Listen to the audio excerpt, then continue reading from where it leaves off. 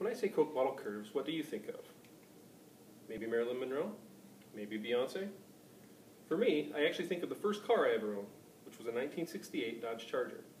It was bright metallic blue, and it had a 383 cubic inch motor in it that produced around 330 horsepower, according to allpar.com. Now, my parents figured out real quick that a 16-year-old kid with 330 horsepower had a really hard time keeping tires on the back of the car and gas in the tank, I'm here to tell you.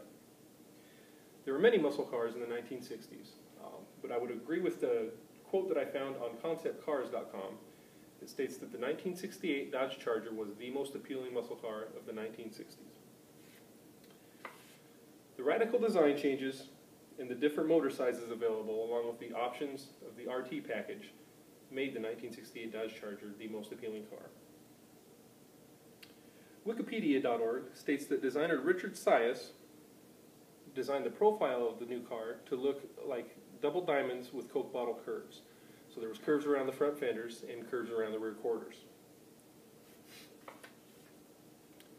Many of you listening may remember watching the series Dukes of Hazzard growing up as children, and remember the General Lee, which was actually a 1969 Charger, but what you might not know is that they used a lot of 1968 Chargers in the filming of the series. The two major differences were the taillights and then the split in the grille, but they would just switch those out to match the 69 and then use the 68s as that. During the filming of Dukes of Hazzard, over the 7 seasons, they went through a total of 309 Chargers and crashed about 1 to 2 per episode. It completely wrecked them. Right now, there's only 17 of these Chargers known to exist that were used in shows. The first major design change we'll see is a switch from the fastback to the semi-fastback design. So they took and recessed the rear window, gave it sail panels, gave it a more beefy look on the back, kind of inspires themes of speed, NASCAR, stuff like that. They also took and they recessed the taillights and made them just a lot more appealing looking. Instead of the big blocky square taillight, they went down to the little round taillights.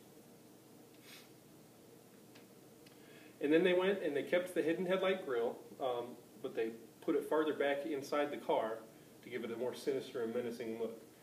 They also took and replaced the electrical actuators with vacuum actuators.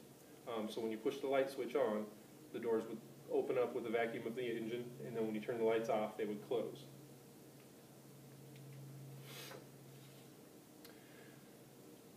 According to Wikipedia.org, sales went up from about 16,000 total Dodge Chargers sold in 1967 to over 96,000 sold in 1968. That is an increase of 6 times the amount of cars that they sold. You had 5 engine choices. You had a slant 6 275, slant 6 275, a V8 318, a 383, a 440, or the race-ready 426 Hemi engine. Now that these cars are 45 years old, there's some more desirable options to have than others when you're looking for one now. First option that you would look for would be the RT model. Of the 96,000 that were made, only 17,000 RTs were made.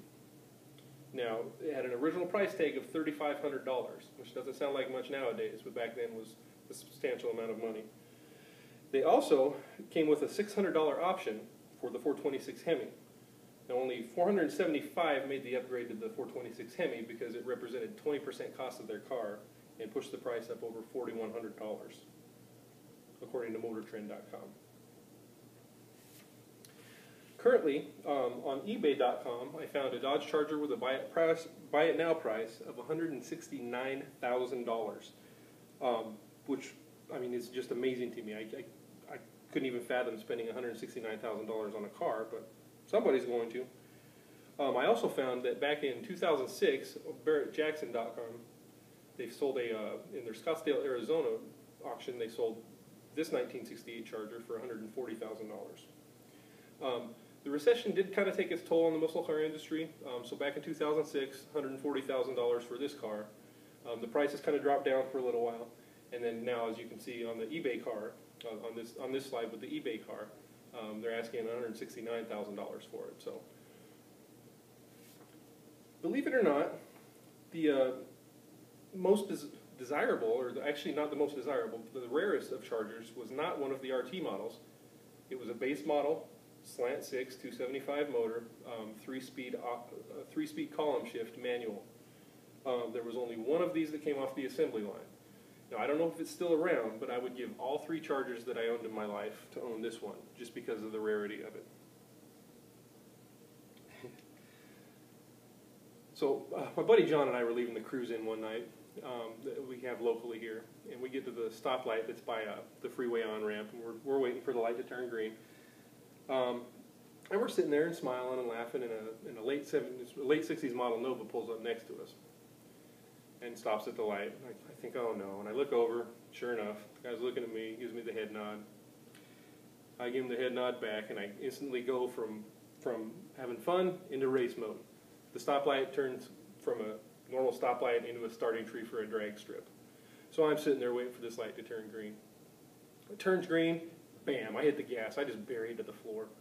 We're ripping up this on-ramp, hit about 40 miles an hour, look over at John, his car shifts gears, back end squirts sideways doing 40. His smile goes to a grimace, and I'm thinking, oh geez, that was pretty cool.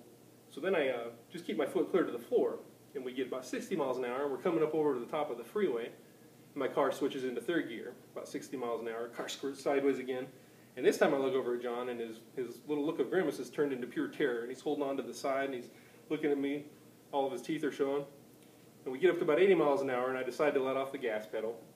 And I slow down, come back down to freeway speed, and look over at John, and I'm smiling and laughing and all pumped up, and all my adrenaline's flowing. And John looks over at me, his eyes all big, and says, well, I guess that guy is not going to be dumb enough to do that again. So that was kind of a fun story. Oh, by the way, the Nova was nowhere to be found. We left him in our dust. My question to you is this.